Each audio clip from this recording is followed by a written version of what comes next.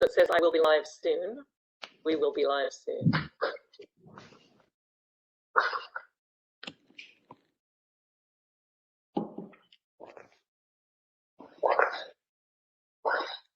Hi, everybody, and welcome to this roundtable on entrepreneurship and getting things started. I'm Martha Mador from Kingston University, where I'm head of enterprise education.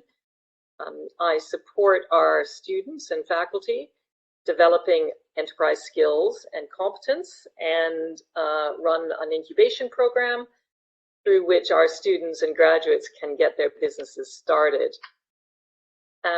We're absolutely delighted to have 5 entrepreneurs here who have stories to tell about getting started recently in the world of entrepreneurship.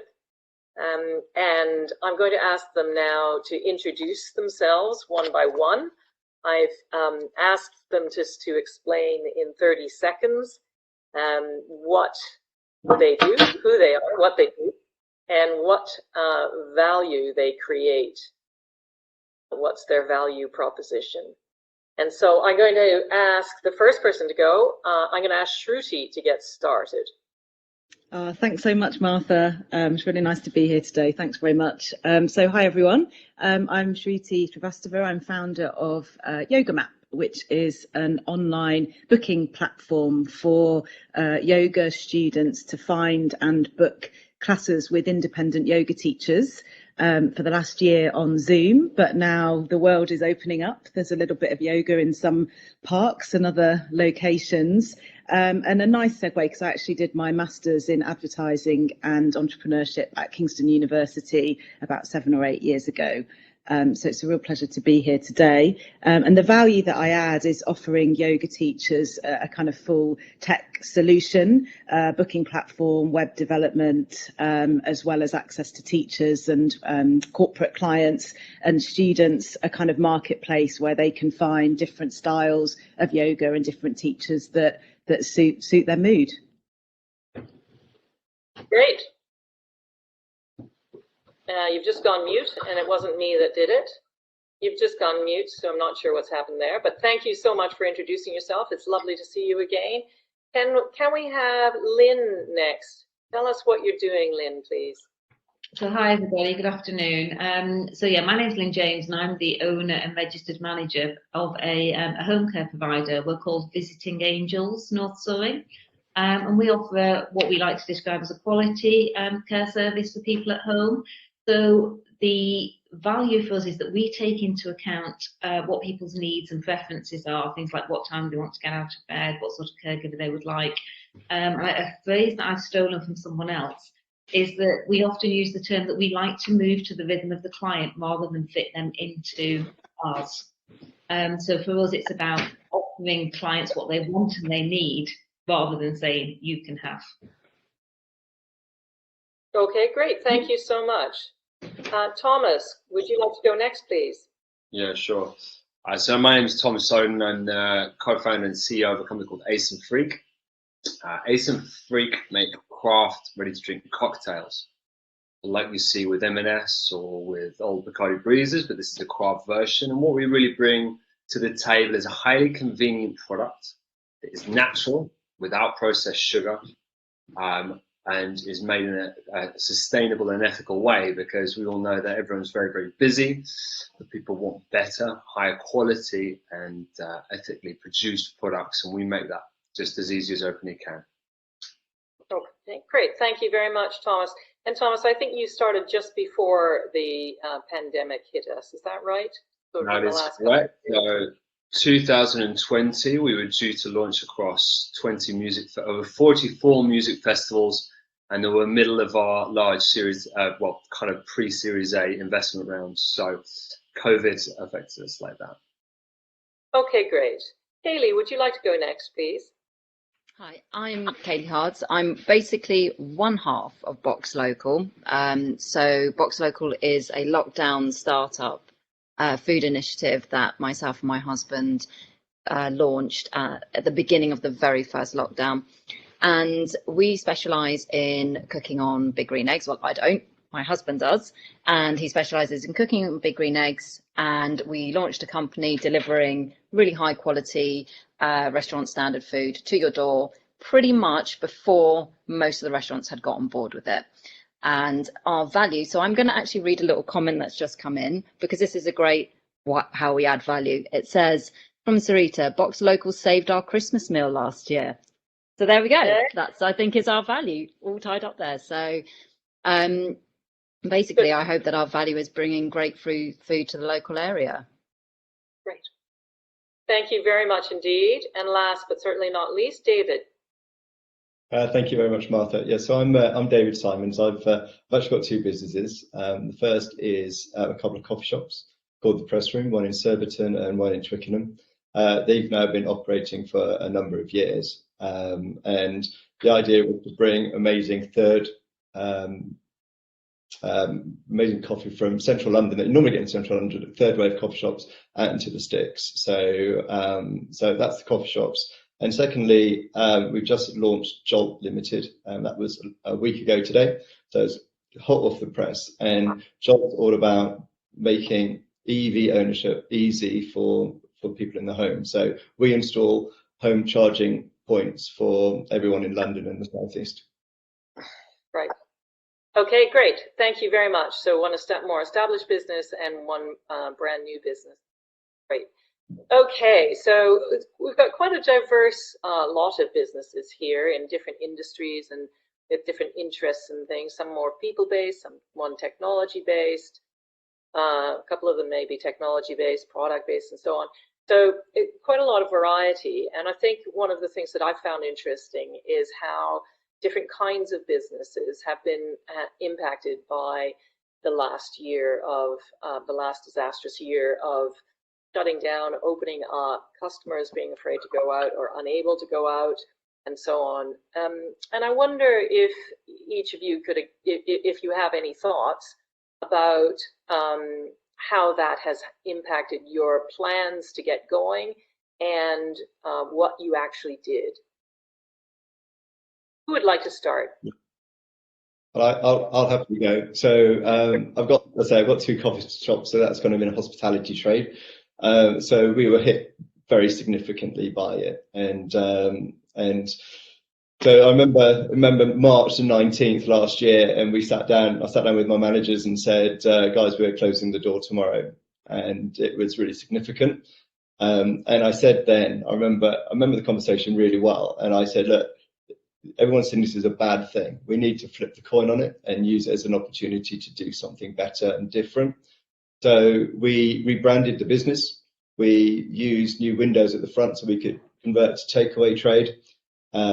So we kind of used that, and we became a kind of more agile business, I suppose. It allowed us to look at everything that we did, our staffing models, how we procured all our stock, and almost built everything up from the ground. So it's something I wouldn't have done if it wasn't for this. And actually from the end of it, I think we've got a more agile business now. So yeah, it was a horrible year, and we had to constantly recalculate what we needed to do. But I think it's seeing things as an opportunity as opposed to, we're all doomed. It's kind of got us through it, really. Okay, great. And sorry, and when did you actually start thinking about doing this? Probably we were thinking probably in February that the pandemic was going to really hit us. So we kind of come up with a longer term plan, and then those longer term plans became shorter term plans. So the monthly ones came weekly, the weekly then became daily, and literally we're every day saying, right, what do we need to be doing tomorrow? And the overriding issue or the overriding aim was to make sure that we kept our loyalty from our customers. So we've got a good loyalty base pre-COVID, and what we wanted to do is do everything we could to make people who wanted to have a coffee and still have a bit of a social activity, keep it going. A very quick example is we do something called suspended coffee, which is so a customer can come in, kind of pay for a coffee, but we kind of chalk it up on the board. Then anybody can come in and say, actually, I'm in need of a coffee, but I don't have any cash for it. So maybe homeless people a bit down on their luck, and they get free coffee. So we probably done about £5,000 worth of business. Well, it's not business, it's kind of charitable giving that way. And we kind of upped that during the pandemic so that people felt that they could come and almost still be part of the community. And it was that's what we lost when we closed the doors, was allowing the guy who comes out, buys his newspaper and comes for a cup of coffee every morning. That's his only social activity. That stopped. Yep. And it was trying to keep that going, and that was really hard. Okay, really interesting. Thank you. Lynn. Yeah, I think for us it's quite interesting working in care because you're on a constantly moving playing field anyway. So even though we set off to, we thought about buying the business in January and we hadn't signed on the dotted line until I think sort of early April and then opened in July. So it was smack bang in the middle of the pandemic. So yeah, I mean, I've always said that about care. There's always things changing all the time. You've got to adapt. There's always new evidence. It's like the Harry Potter staircases. You're in one direction, then you have to change very quickly. So we're quite used to PPE. We're quite used to plans changing very quickly. What affected us really was because we're a private care provider. One of the things that happened is the hospitals all emptied with funded care. So maybe some of our clients who would have had choice of care provider were discharged with care being paid for, which is great because, ultimately everybody believes, and there is something about the whole story for another day, about how care is funded. So, and again, a lot of our clients would have been sort of companionship, people who opt in for maybe a little bit of support to prevent ill health. Whereas the clients who were seeking care were maybe people who were really quite poorly, who had come out of hospital, who were desperate. So it was a different sort of client group. In that marketplace, we, the quality care providers often say that we prefer to do a minimum of a 1 hour call because we don't want our clients to be rushed, we don't want our caregivers to be rushed, we want to give them the time to care and be cared for and have a conversation. Whereas often with council-funded care, their calls are sort of 45 minutes and 30 minutes and are quite task-focused. So often there's no choice. So we've had to adapt a little bit and sort of critically appraise, right, is this an hour call? Also recognising people's funding. People are watching their money a little bit more. Can we deliver in 45 minutes? Can we deliver in 30 minutes? So we haven't closed the door and said no to those calls, which we may have done in the past. So we've adapted our model.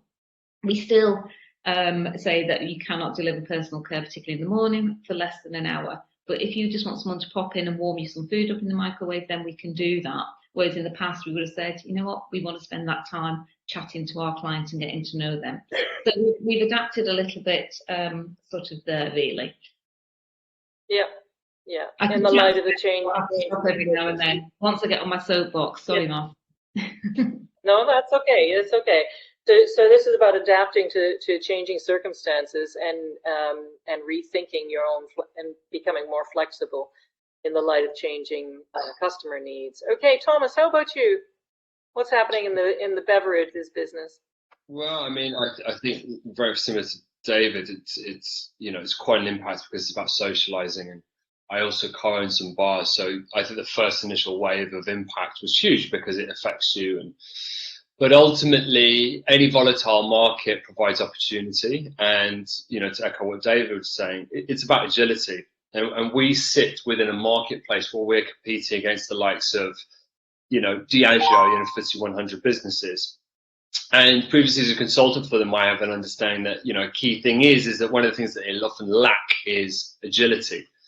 And I actually think that this current time and climate provides excellent opportunities for any entrepreneurs coming in, because the one thing that small businesses have is agility and being able to think on your feet, and being able to react on a day-to-day basis with this changing climate. And that's what we did, after the impact of it, we had to completely change our plan. We set up a wholesale business and we started to distribute to local convenience stores. So, your local kind of off licenses, etc., to capitalize on the sales in parks, etc. And we ended up doing very, very well. We set up a completely new distribution, completely new revenue line. And what was very interesting for us is that the thing that we gained a huge amount of was understanding of our customers, understanding of the market, and having, that disruption caused greater time to reflect. And with the agility that we had then been kind of working with, it gave us a lot more time to test out new ideas. So ultimately, although it was brutal, many sleepless nights, a lot of stress, ultimately we have come out the other end as a better business. Cool. When you said, did you say that you started going out to parks, P-A-R-K? Yes. So if you think about, like our typical purchase point, as I said before, we were supposed to be in 44 music festivals. With those all being cancelled, especially when you're looking at a millennial and Gen Z consumer, they're still wanting to socialize. Those social activities haven't necessarily stopped; they've just changed. And then what we then did is we looked at, okay, where are the opportunities there? So we worked with cinema, for example, worked with Secret Cinema, for example, with their drive-through series. We worked with local convenience stores to make sure that we were being sold in the closest proximity to the large parks, such as Victoria Park in East London, and that's where we optimized and we got those sales. So did you have to make new investments in something to do that? Well, we were in the middle of a large investment round, and we originally had a 3-month runway, and we were doing like a pre-Series A round with very large, very rapid growth. So our experience was we had to turn a 3-month runway into a 14-month runway, which meant brutal cost cutting. We reduced our cost by 93% within a week. And some very tough decisions. In terms of the investment, it was kind of a MacGyver thing. It was like, what can we do with what is available to us? And rather than pre-purchasing large amounts of stock, it came into more kind of, lower production runs, lower margins. How do we increase our margins? We then sold other products alongside. We then obtained margin from that. That then helped us cover costs. So, on David's point, you're rewriting a business plan every week. You're rewriting a financial forecast every week. And that is the hardest part, because it becomes tiresome. And then, to do that for yourself and then to do that for potential investors, that's where it becomes complicated. But it refines you as an entrepreneur. It refines you as a businessman, and you come out the other end better results, because if you can survive this, cool, like you're in a good place. Yeah, so as well as the agility and flexibility, the level of uncertainty is so high that you have to keep revising the plans. And as you say, in your case, where you're looking for external funding, new funding, then you're having to really not just re-understand or reimagine reality or the near future, but also explain it to other people. It's really quite challenging. I agree. David, you stuck your hand up briefly. Did you do something? Yeah, I was just going to totally agree with Thomas that you end up you're working harder on your ideas. So I remember I had a business plan for this year, and you kind of rip it up, but then you work so much harder at it, and because I was thinking if this I'll fail. And that's my pension gone, it's my livelihood gone, there's 24 people out of work. So you go, right, I'm gonna switch on every switch I possibly can to get revenue in and to keep my costs as low as they are. So I just want to say, absolutely, Thomas is spot on. And you're learning more, because it pushed me to do things like I know other people love marketing here. I hate marketing. It's just not my bag at all. But I've got to sort marketing out. And, it forces you perhaps to do the things you don't want to do, but you just have to do it. And you do it, if you can't do it, you bring people in who can do it, but you don't compromise on it in any way. You just can't compromise anything, because the risk is far too great. And now I've reflected on it, and I'm going, why wouldn't I have pushed myself that hard last year if it wasn't for the pandemic? Because in my head, I'm now going, this year, hence the reason why I set up Jolt, is because I'm thinking, I had an idea and I thought, I was running around. I'm thinking I was going to do it. So it allows you to be faster than perhaps you would normally tend to be. You kind of test things out a little bit, but you can be more reactive and faster with stuff. Right. Shruti, turning to you for a second, your business, as you say, is a platform, and you got it started, I think, last summer. Did you? What have you? How have things unfolded for you in the last year?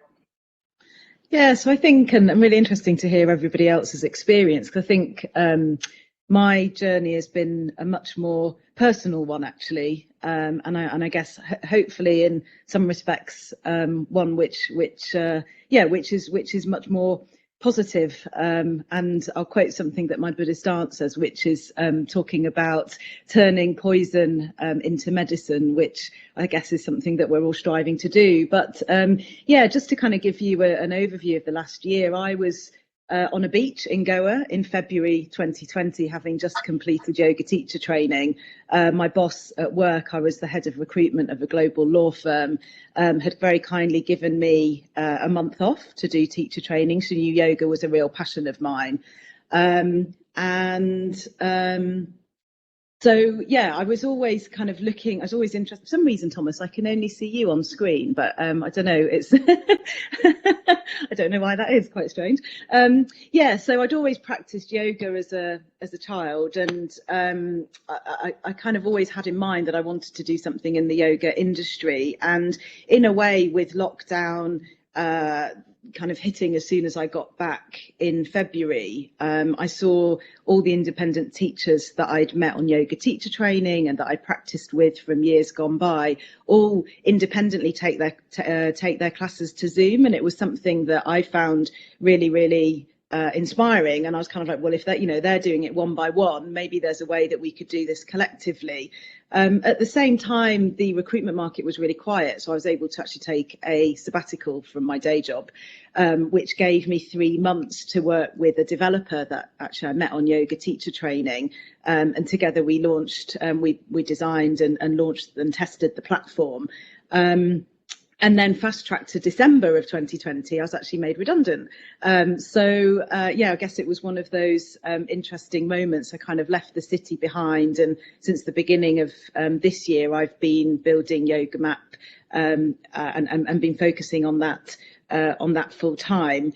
I do think for me, there's something that there's a real kind of emotional and social link with what I'm doing. So obviously with the Black Lives Matter movement last year and Kamala Harris coming into post as vice president, I'm a British Asian kind of entrepreneur at the end of the day, and I think I probably wouldn't have had, dare I say, the confidence to launch a business like this or be as brave or as bold or as big if it wasn't for some of the kind of political things that were actually happening at the time.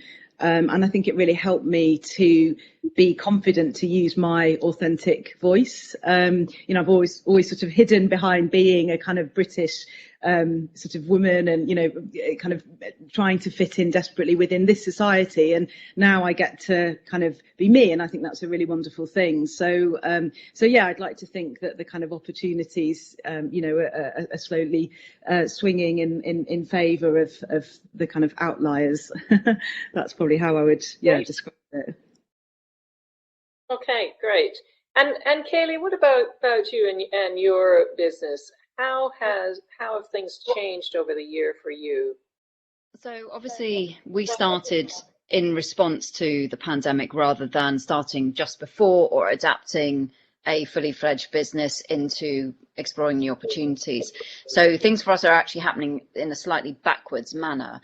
There are pros and cons to that sort of thing, but being entrepreneurial and starting a new business can be massively daunting.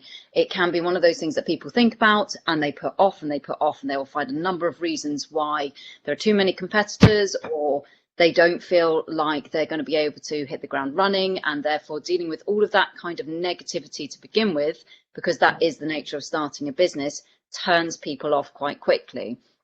And also, the whole thing about cash flow is a difficult thing for people to manage to begin with. They think they might just start earning loads of money to begin with, and sometimes that doesn't happen. But because of the pandemic, my husband and myself, so my husband's the chef, his industry collapsed. There were no choices for him. He was you know, sent home, and that was it. That, you know, there was no more job, no more restaurants happening. For myself, I'm a freelance designer, so my work dried up very quickly overnight. So we were left, we didn't class for furlough, we didn't get any of that. There was no self-employment grant. So overnight, we pretty much were completely financially unstable. And that is a massively worrying thing when you've got family, mortgage, etc. So it was really the matter of starting a business in response, and exactly as David and Thomas says, looking at the opportunity. If you get weighed down by negative circumstances, or you get weighed down by everything that you've got that now cannot happen, it will put a stop to things. You will literally halt in your tracks. So you need to just clear all of that out and just look at, there is always opportunity to be had, and there's always money to be made somewhere. So you just got to look for those opportunities. And we literally looked at our skill set and the things that we had around us. And we started within a week. We didn't make a plan because there was no plan to make. It was simply do something to fix the situation. So whereas other businesses, well, normally for businesses to start, you need your business plan, you need your financial forecasting, you need your marketing plan, you need to know where your sales are coming from, you need to know these answers. This wasn't available to us at that point. You know, we couldn't spend the time doing that. So in one respect, it's great because it made us just start and then, you know, kind of go with the flow. But in another respect, it's you're not in control of a lot of things. And therefore, you've got to then start picking those bits out as you go along. So now we're actually, because this does seem to feel like a more permanent transition back to normal, even though now normal has changed, this is now our situation where we're facing these adaptations. How are we going to adapt from the business model that we built into a business model now that is quite free-flowing, that people are kind of going out, but then some days they may not go out. Where are they going? You know, how is the food and beverage market growing from here? Is it to be in location base? Is it to be kind of free-flowing and go to where the customers are? So we find actually that right this minute, we're in this transition period, but you have to do it quickly, and you have to see those changes very in their infancy, because they change within a week, and then you have to get out there and be in those places where people are suddenly going to turn up again, where, you know, yesterday there's no one on the high street and today it's full. So you've just got to be really, really quick to change and adapt. Okay, so this uncertainty about where we're going, how consumer habits are going to change, puts the onus on you to be much more flexible, to continue being flexible, as you've all been saying, and to be able to respond very quickly. Lynn, I think you stuck your hand up briefly a moment ago. Yeah, it was just something, well, both what Shruti and sort of Kaylie have said, that I sort of really identify with what Shruti was saying about the confidence, and for us, the fragility of being employed was really highlighted. You know, we've been people who've been employed in really steady jobs all of our lives. You know, I grew up in the North in the 80s with high unemployment, and the emphasis was, you know, get a vocational job where you will have a job for life and a pension, etc. So I didn't necessarily would have had that confidence to start my own business. But it's the skill set, as Kaylie said, on reflection, that I was confident that I had the skill set to deliver a really good quality service. And then the pandemic came. So we'd sort of started but not opened. And we sort of, both my husband and I are in the business, and we both reflected that actually what this has shown is how fragile it can be, not being the master of your own destiny.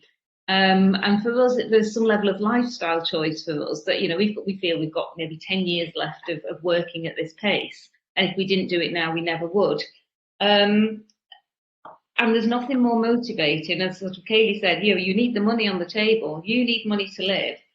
We've invested our own money into the business, sort of our own life savings. And yeah, there's nothing more motivating than thinking, I've got to make this work. Whatever happens, it's got to work, 'cause that's our money. But it's also, I'm quite pleased, again, during the pandemic, seeing our peers thinking, thank God we don't owe anybody any money for the business. It's just us that we're responsible for. And you do, that's a great driver. Yeah, for sure. So that being your own boss and having your own money on the table are both, they're slightly different things, I think, but they're both really important for you. And I hear that in other things people are saying. And I think, just to come back to Shruti and one of the points you made, it is interesting that that losing your job, being made redundant, sort of made you focus more on your startup. But actually, there were other factors, the BLM, Black Lives Matter, and as you say, Kamala Harris reaching high office. These are really big issues, which also have been motivating and release a lot of energy. And I think that's great that there was something else going on. It's not just about the pandemic. Yeah, yeah. Okay, so we've touched on a lot of different issues here, including the big uncertainty and drivers and motivations and the need for flexibility and things. Is there one particular thing that you've done to innovate, any of you, which you think you're particularly proud of, or you would point to and say this actually was significant, that we tried this one thing to address all this uncertainty and all of the negativity and the problem of reaching audiences and customers? I mean, I could say in terms of our wholesale channel, like we manufacture and market a product, and in the light of a complete devastation of our business plan, we went on a complete tangent. And I think what initially was done out of a do or die situation, we must have revenue coming in, we must, maintain our position in the market, actually it's done two things. The first thing, it's provided us with a huge amount of learnings about our customers. So although it's not directly relevant to what we do, being in direct contact with retailers and talking to a retailer direct and saying what's working, what's not working, I mean, that direct line of contact has been valuable. Right. Getting consumer feedback has been valuable. And the second thing is that as a narrative for an investor, it shows tenacity, it shows grit, and it shows entrepreneurial zeal. And the thing is we, if you work in a business where you sell equity and you require levels of investment, one of the things that struck me, I came from a specialist background as an industry consultant, specializing in this, but the thing that struck me was the level of scrutiny that you have on your whole person by an investor, especially the higher up you go, is quite overwhelming. And having elements like this is a really, really good case study, because ultimately it's about trust, and any investor wants to put trust in you. And that trust is not just about the trust of what will happen when things go right, but also a trust in you and your capabilities of what happens when things go wrong. And it's been really interesting when we put our existing investors, in front of new investors and the old investors giving their opinion on what they believe on the business. This is something that comes up time and time again. Is the grit of this team and their ability to overcome adversity is why I'm in this and why I believe it. Okay, great. Thank you so much.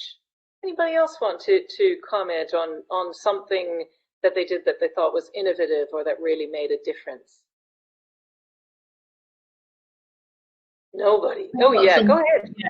I've got something that still makes me smile. That I had a view. I've got a wrapped car. You'll see me driving around in my Visiting Angels car.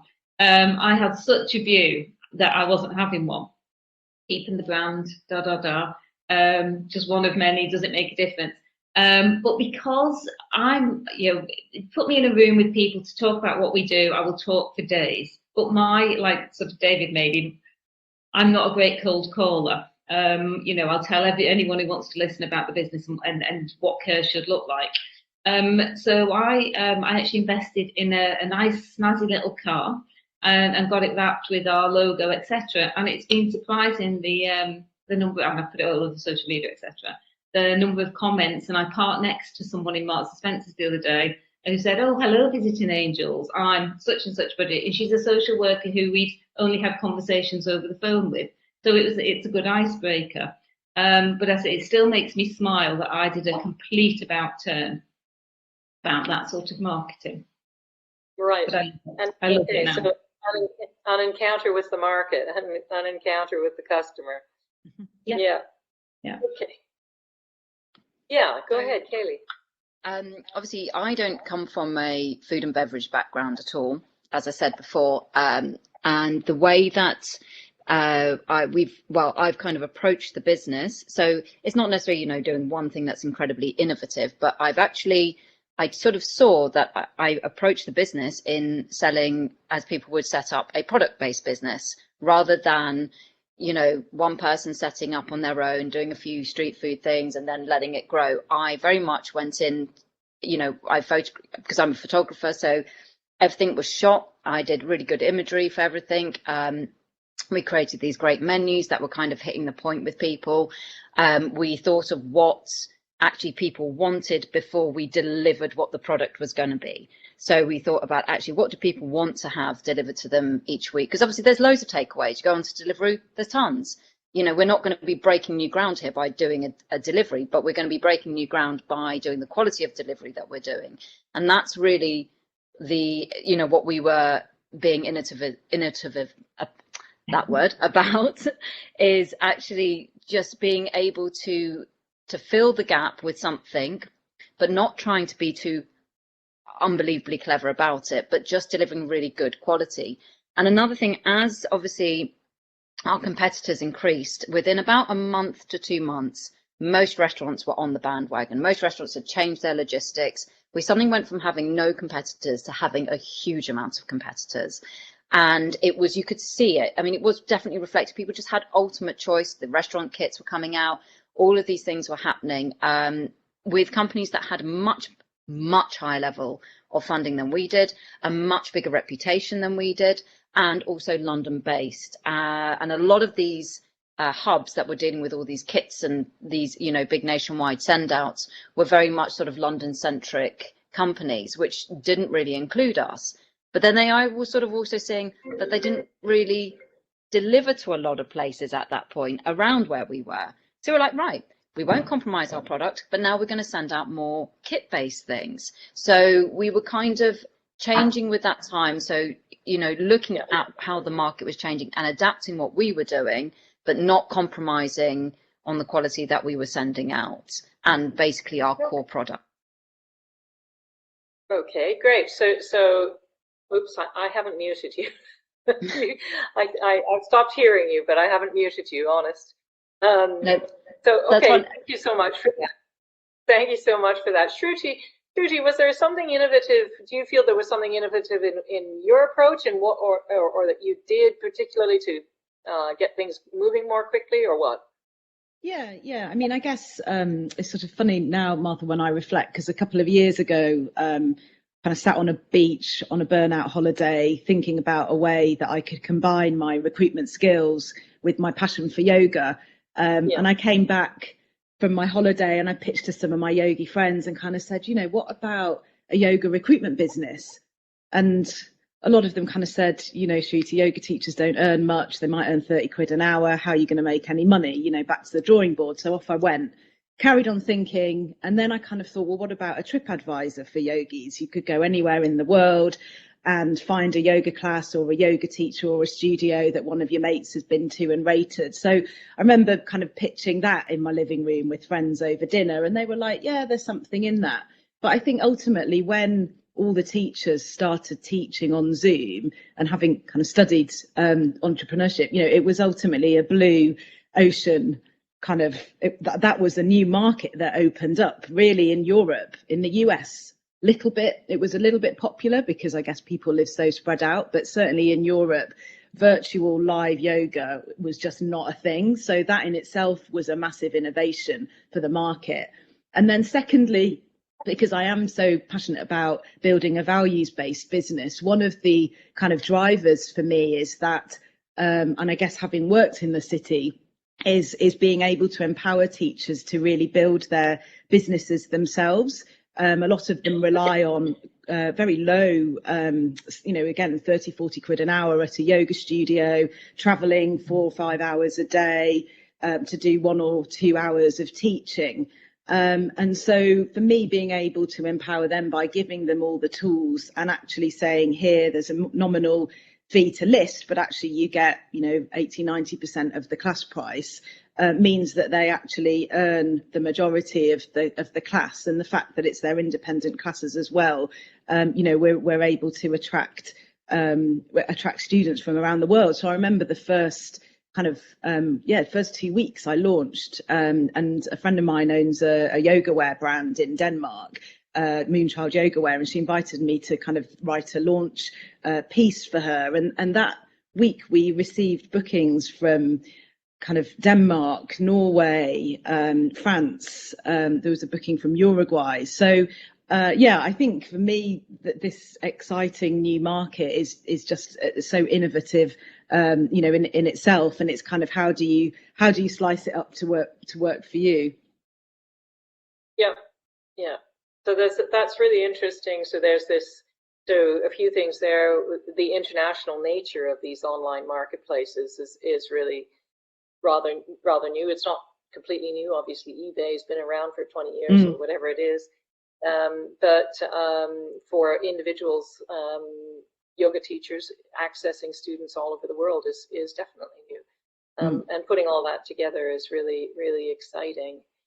Okay, so I wonder if we can just, if I can move on a little bit and just ask about any help that you received, business support of any sort, whether from agencies or from local government or from the chamber or any chamber or a university or whatever it happened to be. Did any of you make use of anything, and did you use any of the government loans or grant schemes that have been available over the last year? Did anybody have any experience of that? Yeah, Shruti. Sorry, just whilst sorry. I feel like it was in my Go flow, ahead, so I might David, as well answer that one. Sorry. If that's all right. Sorry, David. Yeah. So a few really amazing things actually. One was, well, if I kind of work most recent to backwards, but one is that I have received some funding from the government for the Kickstarter campaign to have my first employee. So the government, the DWP, will be paying for 6 months for helping to get an 18 to 24-year-old back into work. So I was drafting my job description yesterday. So that's really exciting and a real help, because it literally is just me and an intern at the moment. Secondly, the intern that I have, who's currently based in Milan, is from Holt Business School, and they've been massively supportive. And it's strange, I think, because of my background in recruitment and talent and learning and development, they're really happy for me to advertise my internships. So I've got another one joining actually tomorrow, who was going to be on this call, but I don't think he's made it. So in terms of support, I think that's incredible. And obviously we've kept in touch, Martha, over the years. So I think that's really fab.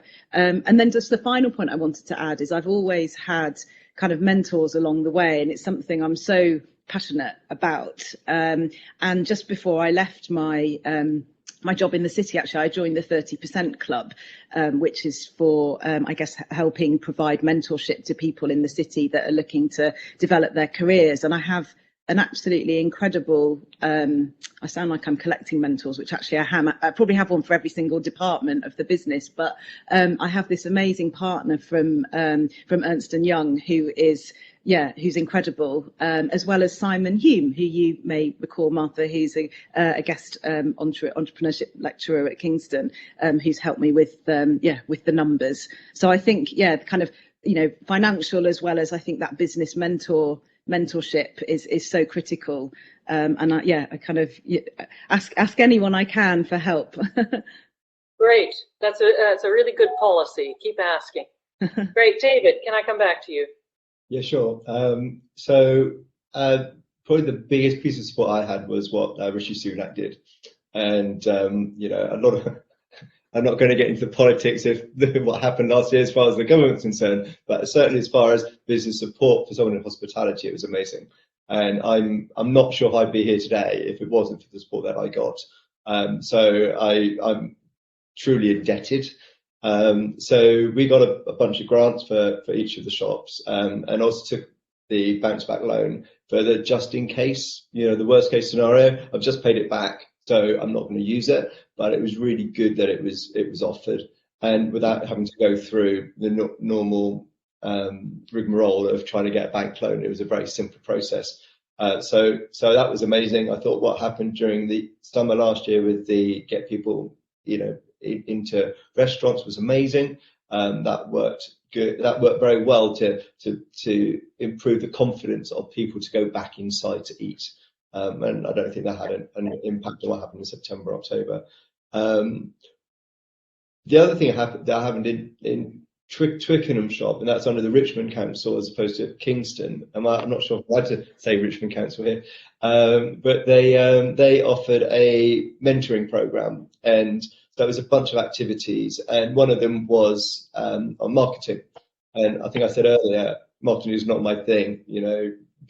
Tweeting and Instagramming and all of that is like a completely foreign world to me. But I enrolled in the program, and I learned a bunch of stuff, and now we've implemented it in business. So I knew it was a gap in what I did, and most of our marketing is through word of mouth and getting great reputation. And it was an opportunity to go, actually, I'm shooting myself in the foot by not exploiting this area. And because of the support from the council, it was great. So I've probably got about 10% knowledge of social media now and SEO and all that type of stuff. Right, good. You've got a little bit of knowledge now. So that's great that those schemes worked for you. Did they work, Lynn? Were you using any of the schemes that the government? No, we missed them just by a few days because of our company formation, the date the company formed. So even though we weren't directly impacted, we missed out on, I think it was the 10,000 that we just didn't get. So no, we didn't get anything, basically. The one thing that has helped us, which is a government initiative, is the free PPE. Because again, when we've done the sums, we've done the pricing in the care world, as I said, PPE is normal life to us. Aprons and gloves, personal care, it's part and parcel. But we didn't wear masks unless someone had a cold or a cough or exchange of body fluids facially. So the masks were going up to £1 each at that point, and we thought, gosh, how are we gonna manage that? The margins aren't that big in care if you do care properly. It's a threat. And then it took a little while. I think it was by the time we were up and running.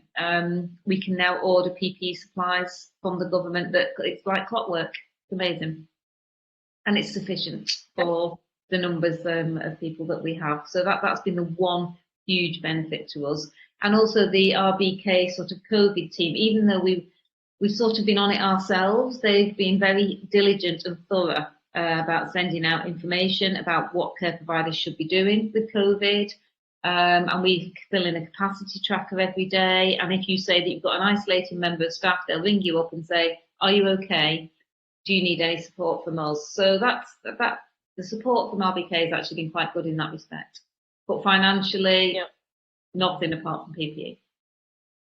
Yeah, okay. Well, PPE is important too. Thomas, were you able to make use of any of it? Sort of. And we had a small bounce back loan, which we were able to do. But as a business that is kind of still in a growth phase and is doing equity sale, you had what was termed the future fund. But in terms of the T's and C's, you present, which is a convertible loan, and you present that to an investor and say, look, you can double our money on a convertible loan. They have no interest in investing into a business now and then converting at a later date because of the risks just not there. So if we'd had very, very high net worth individuals investing in our business, then that would have been of benefit. We do, like Shruti was saying, we do have various advisors. The challenge that we had was that this was such uncharted waters that no one can really help you, and everything's changing so quickly. It was very much, just roll up your sleeves and get on with it. Get out there, start selling. And kind of learn as you go, because I think, yes, we went out and looked for potential assistance, but there wasn't a great deal that we could do. We were able to furlough a member of staff, which was good because we were able to kind of support them. And I think, you know, looking out through the hospitality industry, and, you know, especially in my bars, that's been huge benefit, and really, you know, saved a lot of things. But, you know, not a great deal. It was very much just kind of knuckle down and get on with things. And I think the benefit for us was ultimately, you know, within the wider economy, because people were furloughed, that ultimately meant that there was people with disposable levels of income with not a lot to do, so they went to a park and they sat down and had a drink. So it kind of benefited us indirectly like that. Yeah, okay, great. And Kaylie, I suspect you may have started fairly recently, or not, right? So Yeah, were you able to benefit? No, there were no funding. I mean, it was difficult because obviously we didn't, from Richard's respective job, he didn't get furloughed, and being self-employed, but spending the majority of my year before on maternity leave doesn't aim for a good self-employment grant coming through. So there was very, very little fallback. And actually, the biggest fallback that we've had is family support, in the sense of helping us with childcare, because there was homeschooling, there's everything, and we had to work, and we're working out of our house, so the whole business takes over the house, and you can't have children running in and out. So having family support around has been one of the biggest benefits for us. But business support wise, the chamber have been great, actually, because they've opened a lot of doors for contacts that will directly benefit us as well. So it's been a nice introduction into more local businesses. And we've actually built up because we're investing heavily in our local area, in the sense of building our customer base around where we live in Kingston, Surbiton, New Malden areas, because obviously we're delivering to your door, so it has to be fairly local. So we were investing quite heavily in building that audience, that we've actually got to know a lot of local businesses, a lot of local vendors, a lot of local suppliers, makers, and we have now actually just built this great network of people that we source from, that pretty much everyone, 95% of where we source everything is local. We have casual staff now, they're all local, and it's just really nice for us, because obviously we were navigating, exactly as Thomas said, people have no idea what's going on. So you can speak to, you can phone up people. I did used to have mentors in other business areas I was doing.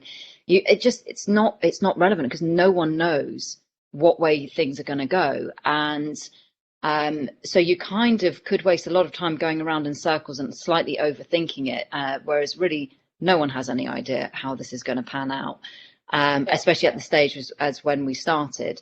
So what was quite nice is actually just trading stories with other people in similar situations to us, whether or not they were an established company. It's just the ebbs and the flows, So yes, we were hitting a marketplace that was slightly untapped, but you still have to embed yourself in that marketplace. You've still got to be relevant. You've still got to be somehow in front of everyone at every point when they think about food. And it's a difficult task to do when it's totally virtual. We hadn't had at that point to ever get in front of anyone. We were selling food. It's like selling perfume. Online. It's really tough to do it when obviously Richard built his reputation up in Soho. His reputation wasn't here. So this was really starting from the beginning. So being able to talk to other business owners and actually just compare what they were finding difficult, and even supporting each other. So we've been given so much business recently by another vendor who is more established and has more, too much business coming their way, and they funneled it through to us. I was like, this is amazing. And this is just building a network. And, I've been surprised at actually how, basically how generous people have been in the local area, and not trying to see everyone who's doing something similar as a competitor. They're not.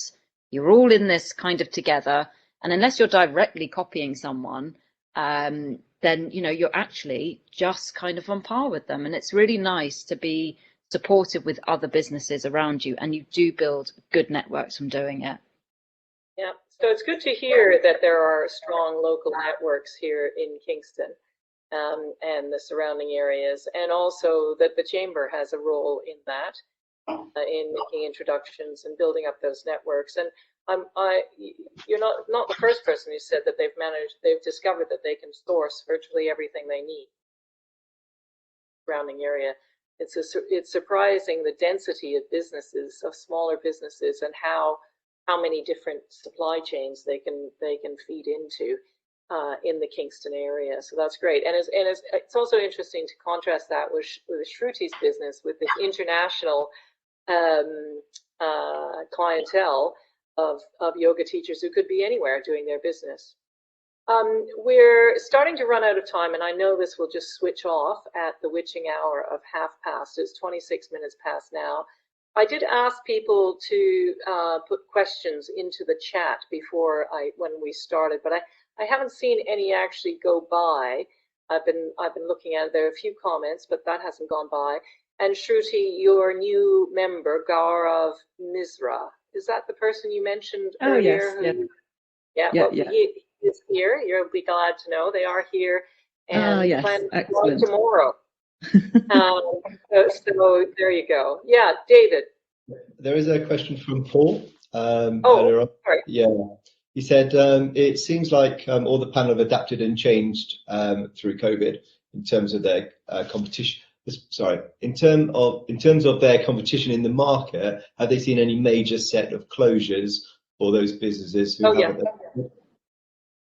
I suppose I can quickly answer that. I've probably seen most of my competitors in Severn and Twickenham are the main chains, so the main coffee shops, and I'd say none of them have adapted at all. And my sales kind of went up because people trusted our brand and what we did with regard to the whole COVID preparation, and you didn't see that in the chains at all.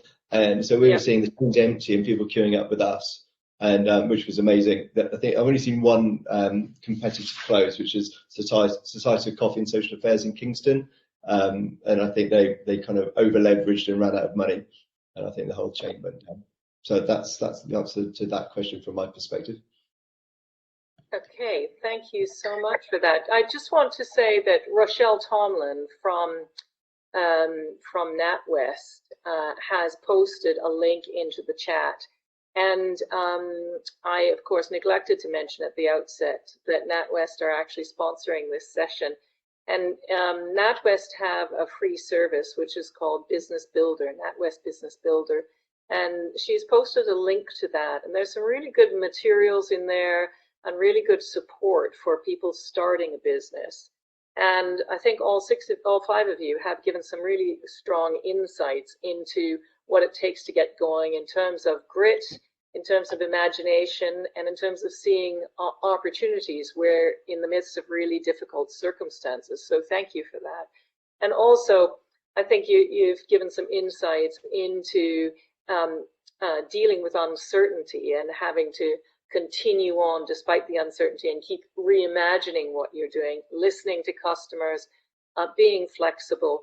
And all of those things are really central to entrepreneurship. So thank you so much for sharing your stories with us and with our audience here. And thank you so much to NatWest and Rochelle Tomlin for sponsoring this session. If there are any new things down here, no, fascinating session. Oh, well, that's good to know. And I'm very glad that there have been some positive stories here, and it's not all doom and gloom as one might fear. So I'm going to call this session to a close before we get cut off. Thank you so much for giving us your time and sharing your stories. Thank you to everybody who tuned in.